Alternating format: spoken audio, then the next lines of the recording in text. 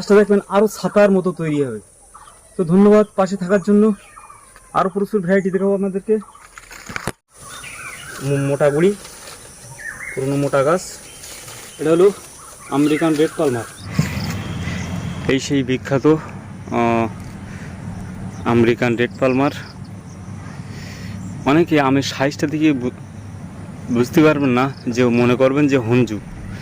কালারটা দেখছেন কত সুন্দর কালার।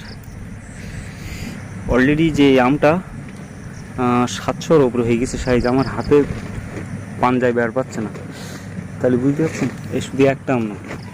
এখানে দেখুন ব্যাগিং করা আছে। এক্ষুনি একটা পাকা পাড়া হলো। তারপরে এই দেখুন, এটা হলো সেই আমেরিকান রেড পালমার। শুধু একটা না,